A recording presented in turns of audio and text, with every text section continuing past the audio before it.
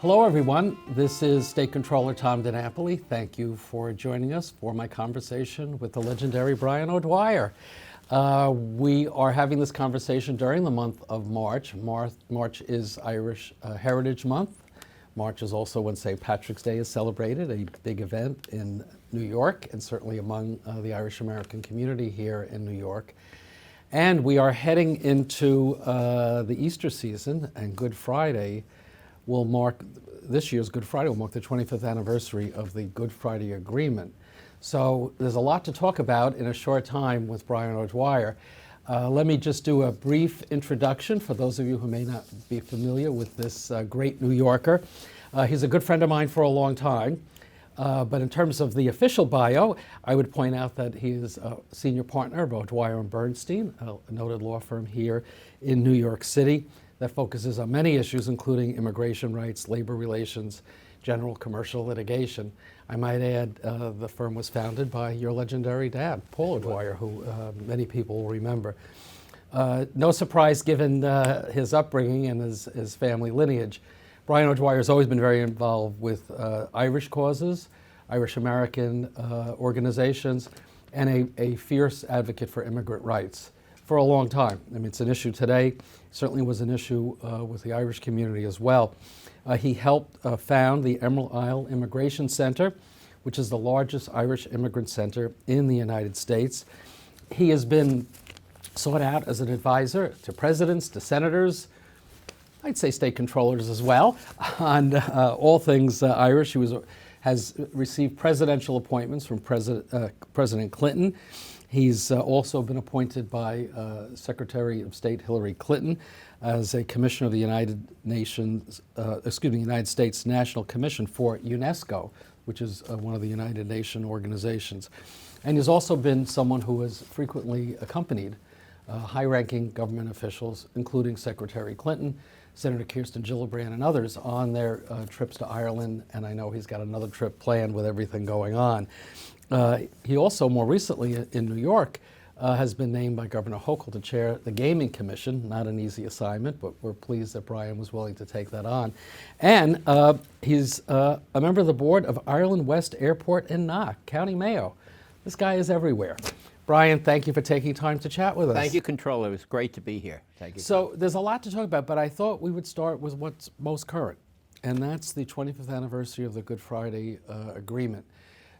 Tremendous significance for Northern Ireland, and perhaps for some of our viewers who may have heard about it but don't know a lot about it, why don't you bring us back to the beginning of what was the dynamic that led to that agreement coming into place 25 years ago? I think what we need to really think about is that prior to the Good Friday Agreement, there was what we call the Troubles. The Troubles were the historic, and I guess we have to go back not 600 years, but at least the 1920s when Ireland sought its independence from Britain. It was decided, poorly and wrongly in my mind, but decided that the 6 counties in the north of Ireland would not become independent, but would stay as part of Great Britain. And these were largely populated, but not totally, by people of Scots-Irish Protestant tradition. That tradition was really afraid of being part of a united Ireland, that they would be consumed within the Catholic tradition of Ireland. And so for many, many years, it very much like a situation in the south of the United States. The Catholic population of Northern Ireland was discriminated against, couldn't get jobs, couldn't get into the civil service. The most prestigious and best jobs were at the Harland and Wolff, which was the shipyard. Those jobs were literally foreclosed from Catholics, and so they had no rights, no voting rights, and certainly they lived in really abject poverty. Inspired by the civil rights movement in the United States and Dr. Martin Luther King,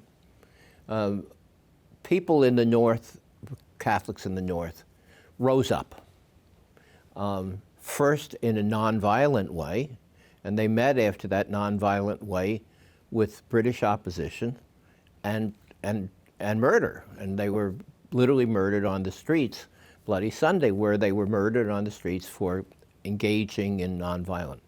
That nonviolent opposition turned into violent opposition, and the Irish Republican Army came once again, and the trouble started. And for many, many years, there was literally fighting in the streets. There were bombings, there were people being on both sides.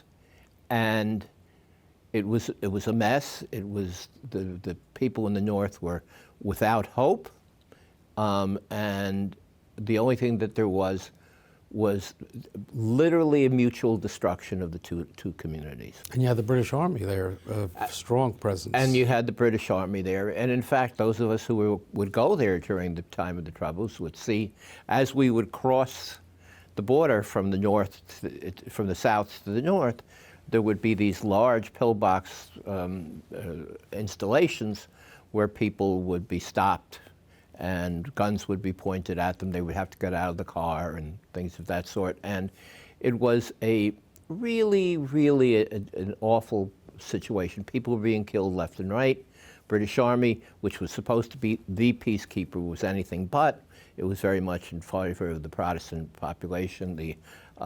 And so there was this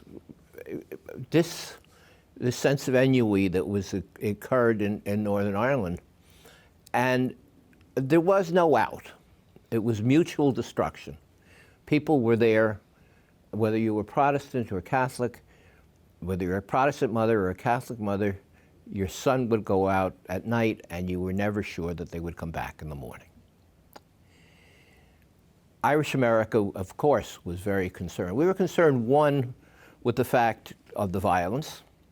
Two, we were concerned with the fact that the discrimination that was the wholesale discrimination against the Catholic population.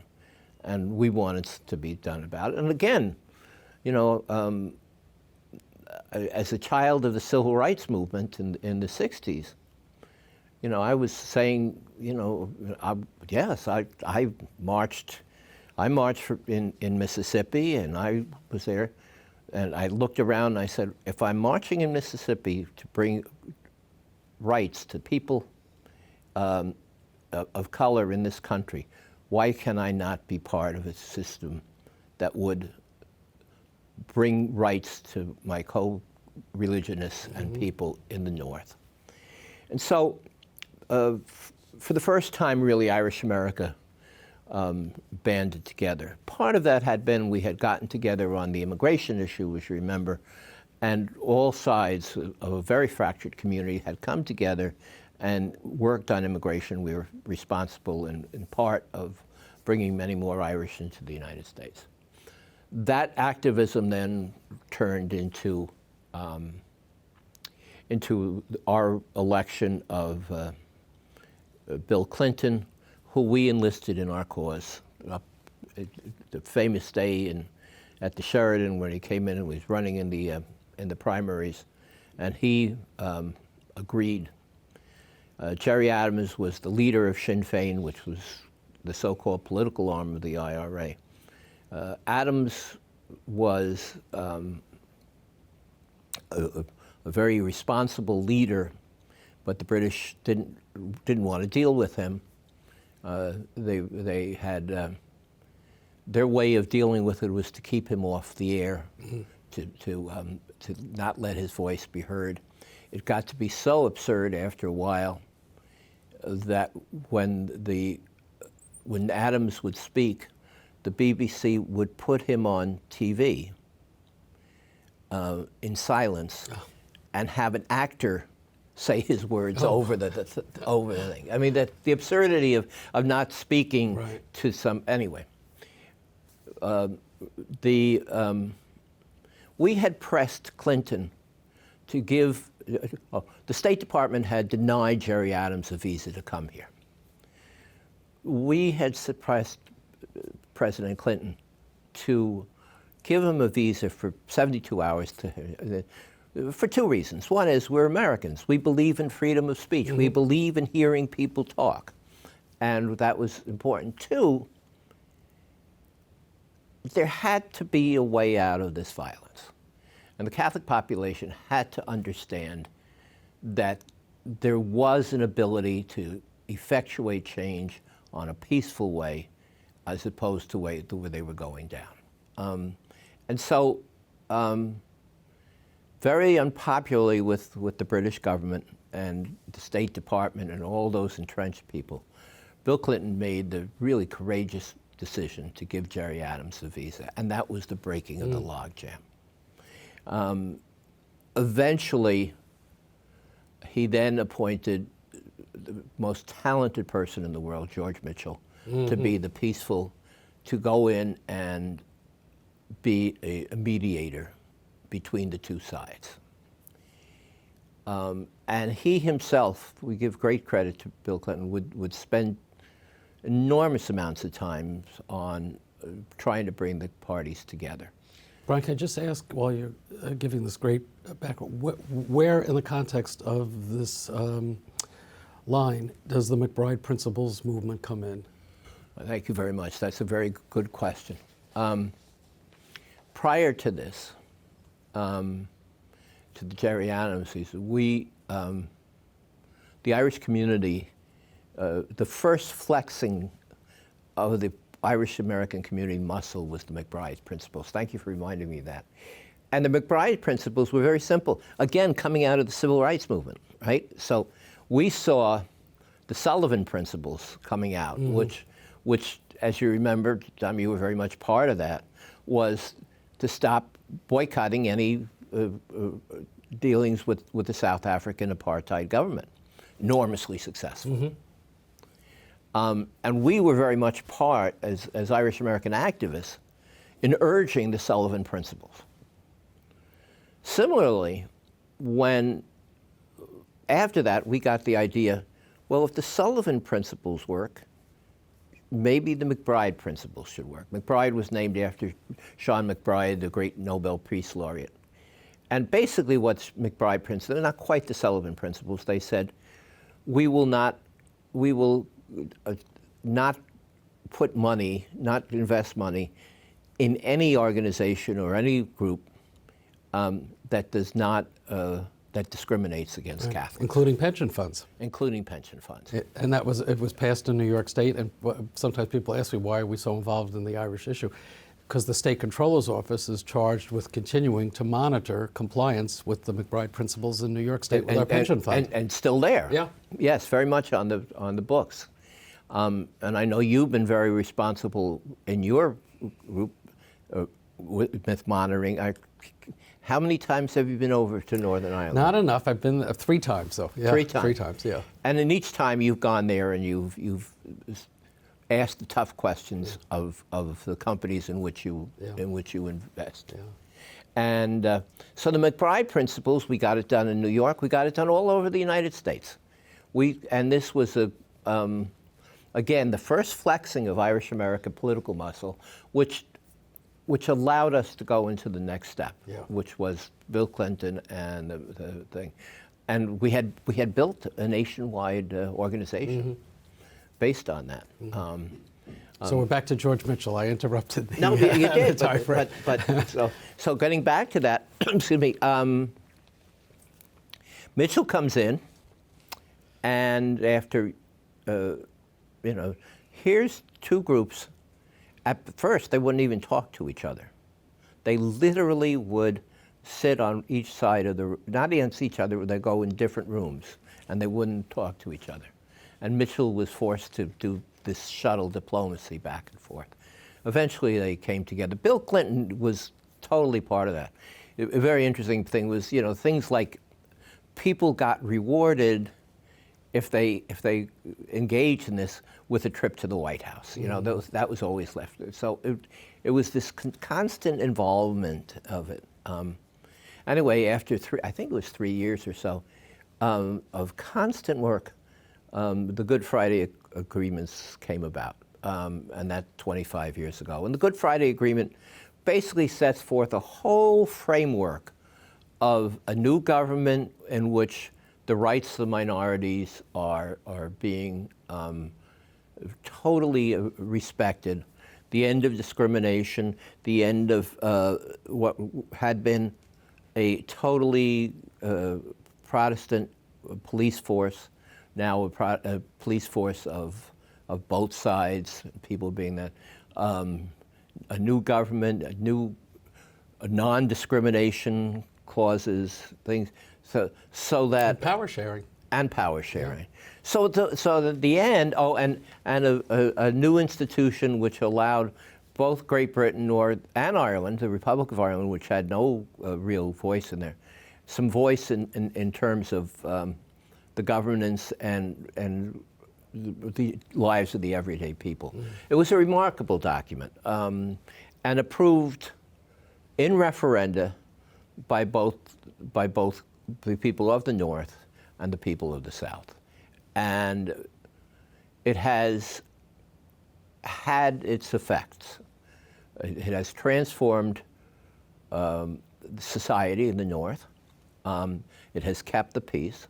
It is certainly not perfect. Right.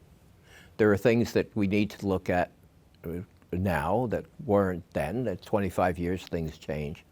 But today, an Irish mother in the North, whether she be Protestant or Catholic, can go to bed at night knowing that her son is going to come home in the morning. Mm. That's powerful. And frankly, there's nothing more powerful than that. Yeah. Now, of course, fast forward to current times, you had changes in the politics in the North. The role of First Minister and Deputy, based on the last election, the party leadership would change, who would be first. That created a bit of a deadlock. And then, of course, Brexit, the implications of, and I'm glad you mentioned the hard border that existed when you used to travel there years ago and the Army presence. Well, this has been one of the big sticking points to move forward. It seems like some progress was made with the current British government in terms of resolving that issue of the border in Northern Ireland. Give us an update on where your sense of that is. I think this was a tremendous breakthrough. It's called just weeks ago. It's called the Windsor Framework. Why, everybody has a nickname for something, but the Windsor Framework was maybe about a year ago. They came up. And it was Boris Johnson and that type of a attitude. But one of the things that the Good Friday Agreement did was do away with the border. All right. Those of us who remember crossing the border and having, literally a gun. I remember going across the border, driving through up to Belfast. And you have to remember, people just don't remember. Belfast to Dublin is only 2 hours. Mm. It's almost commuting distance. Yeah. All right. This is a small island with very, small distances. But I was going across the border, and this 18-year-old, 19-year-old Scottish soldier pointed his gun directly at my head. Mm. And he was obviously very, very frightened being there, and I knew that, the slightest thing, I would have been dead. Mm. Now that was something that people up there endured every single day. Yeah. Mm. So when Brexit came, before Brexit, it didn't matter because they were both part of the common market, so they're going back and forth anyway because there's no difference. When Brexit came, and one of the things that the Britons frankly never even thought about was how do you deal now with the imposition of common goods and things of that sort, and different regulations. The people, but then there was the talk of a new border. Irish America once again stood up. Mm-hmm. And 2019, I was there as Grand Marshal of the Parade and had that things. We were lucky we had Joe Biden, we had Nancy Pelosi, we had Richie Neal, who was the head of the Ways and Means Committee. And we told the Great Britain, in no uncertain terms, you've made your peace about Brexit, which means that you have to have a new trade agreement with the United States, because we don't have a trade agreement, we just have it with the Commonwealth, with the common market, with the European Union. I said, there will be no trade agreement, period, if there is ever a reimposition of the border. And we made that very, very clear. And so the question is how you deal with what, in essence, two separate countries now, with no common market. And so there was, the first was the protocol. Protocol was very good, but it didn't work quite as well as people thought it would. And there were problems of getting goods from England into Northern Ireland, because there was would those goods then go into Ireland, which of course would then be not part of the common market. And so there were problems. But basically what has happened now, and I think it's a very exciting, really exciting, the Windsor framework basically says that Northern Ireland is a free port. Mm-hmm. It will allow goods from Ireland, which means goods from the continent, from the European Union, to flow into Northern Ireland, and goods from Britain to flow in. So what you have is the ability to access both markets freely and without customs borders and things of that sort. Where are we at with the DUP, the Protestant Party in the North? Have they signed on yet? I know they were. They have not signed on. They've not come out hard against. They have not come out hard. They have come out against, but not that hard. But you know, the latest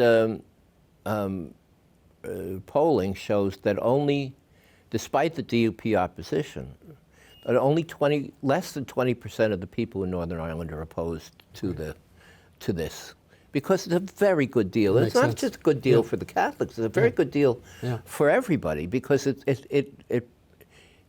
gives Northern Ireland a unique status economically in terms of being able to access both the English and the common the European markets. It's it ought to be. There ought to be a number of companies, we'll talk about in a bit, that will want to go into Northern Ireland for that access. Yeah. So it certainly removed what could have been a stumbling block to having the 25th celebration be a celebration. But it sounds like when you go there, you're going to have a lot to celebrate. We will have a lot to celebrate. Look, had that not come about, and I don't want to be negative about it, because I think what I said before, if nothing else happened, the fact that the mothers of Northern Ireland can wake up in the morning, that's an accomplishment way above anything else we could do. Yeah.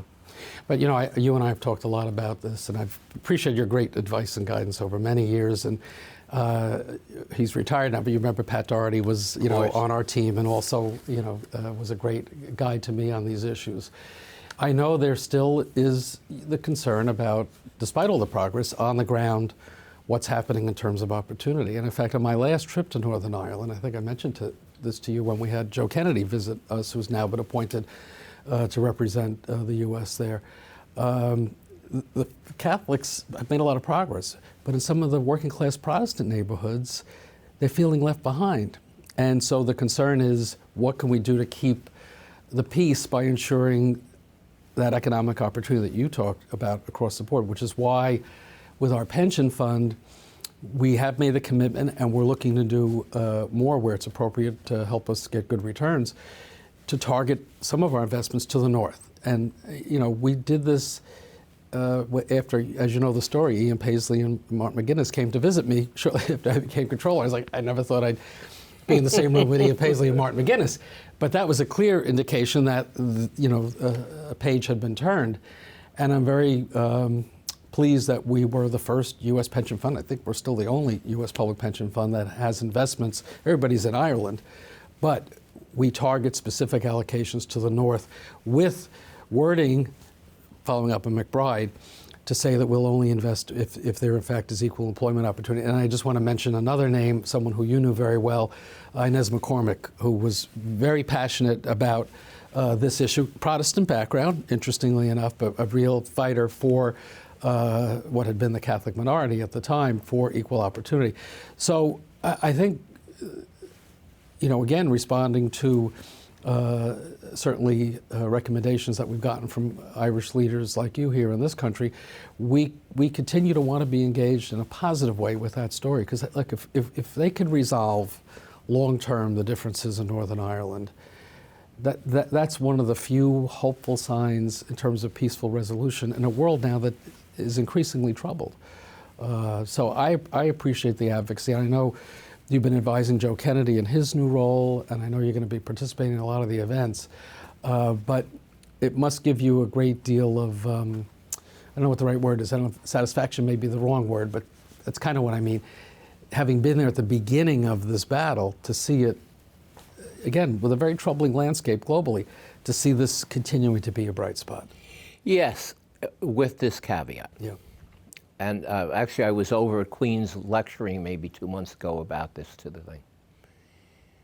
I have one regret in this whole thing, and that's where you came in and Joe Kennedy.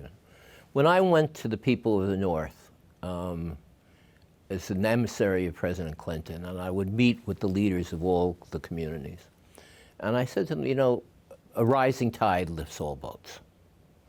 And what I plan to do and hope to do is to bring a lot of, if there's peace, there's going to be investment, there's going to be prosperity, and that prosperity is going to reach all communities, not one or the other. We haven't been there yet. A lot of it has to do with some of the uncertainties, which I think are now basically resolved, and I think now is the time. But it was, in a sense, Irish America hasn't done the next step. I haven't done the next step in the way that I wanted to. You were the pioneer, Tom, and we've tried to reach others. They haven't, unfortunately, come after you, but we have met. When I met with you the other day with Joe Kennedy, we went to see Brad Lander and the New York City Controller, who gave us a very wonderful reception. Great. And, I'll be working with Joe. I know he'll do it. As the economic envoy, we plan that this is going to be our job for the next couple of years to bring further investments into the North, following, and, obviously following what the success that you had. We're not asking people to throw their money away. Right. This is not welfare. This is investment. And we hope that we know they'll get a decent return on it. And that's what's really the important thing about it.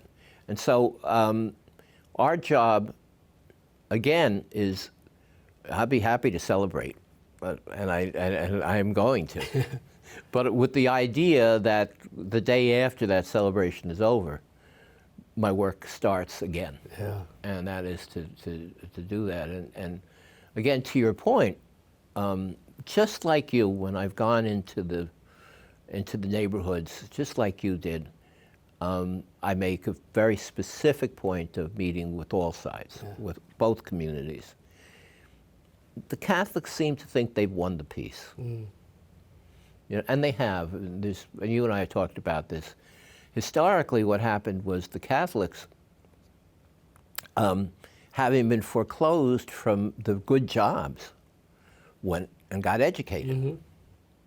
And so if you were a young Protestant boy and your father was working at Harlan and Wolff, you knew that that job was there for you, all right? So you didn't have to get an education. Yeah. The Catholics, they had none of the things, so they had to go and get an education, and so the universities and the secondary things. Now, of course, we know that the real good jobs are the jobs. Tech sector, finance. Yeah, they're not building Titanics anymore. They're not building Titanics, and they're built, but they are building, cybersecurity and things of that sort. Yeah. So our job really is, and you put your finger right on it. the danger here is that the young unemployed Protestant boys, that young men, are going to be subjected to, the siren song of violence and things of that sort. I remember my last visit, we were in a Protestant neighborhood, and a Protestant gentleman who had been active during the Troubles, in a military, quasi-military way. He said his worry, and that's behind, right? He renounced violence at this point. But he said his worry is that his son, not seeing opportunity, will fall back to what his generation did, 25, 30 years ago. So that's exactly to your point. We only have a couple minutes left, so what I want to ask you one last question, which is an unfair question to ask when there's only a couple of minutes left. What makes you most proud these days of being an Irish American? Oh, a number of things. You with only a couple of minutes, I don't know. But I said it was an unfair question. First of all, there's a number of things, but I'm feeling pretty good about ourselves these days because this was the most successful St. Patrick's season we've ever had. The parade was spectacular. The Grand Marshal, a wonderful man who directed the whole ethos of the parade toward hunger insecurity, raised well over $1 million to relieve, for those of us who came from the famine and the great hunger, for the community to go back and now rededicate itself to helping others who were hungry was a wonderful thing. It was wonderful that the parade now has developed what it should have been and was for many years, a visible celebration of the Irish community. We've put all the foolishness away about not allowing gays to march in the parade. In fact, Danny Crum, who was a great friend of all of us, and a member of the gay community, but certainly a member of the Irish community, has just been appointed as treasurer of the New York St. Patrick's Day Parade. Yeah, I heard that. That's remarkable. And all of those things have, make me. We are a proud people, but we are back to being a people who are taking care of not just ourselves, but of the entire community and a unified community for the first time in a long time. As I said, you'll forgive me with this sense of pride that I have this time. That's great.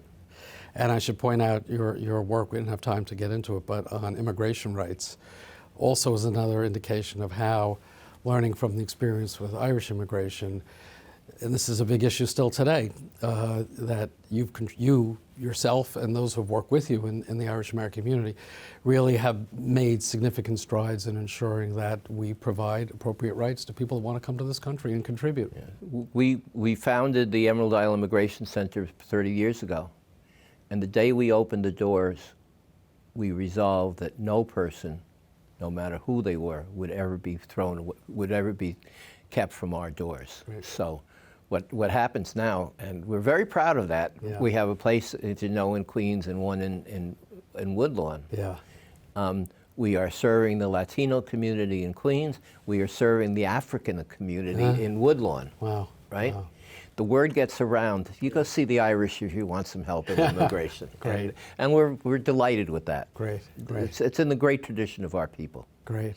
Well, unfortunately, we're out of time, but this has been a very important discussion. I really appreciate your reminding us all about the history and at this point what will be a positive celebration on Good Friday, 25 years with the Good Friday Agreement. Thank you, Brian O'Dwyer, for what you've done as a leader, not just for the Irish community, but for all of us. As I said at the outset, you've been a good friend and a great advisor to me, and the kind of public service you've given through so many different realms really has been quite incredible. And I could not have thought of a better way to talk about things Irish during Irish Heritage Month, coming off of St. Patrick's Day. And I know you took attendance. I was not at the parade in New York City this year because I've made a commitment when I first became controller that I would go to the Buffalo Irish Center when they do their traditional civic luncheon, they call it. And this year, it fell on March 17th. So the Buffalo crowd called me and said, we know there's big things happening in New York City, but you will be in Buffalo as you've always been since you've been controller. I said, I guess I am.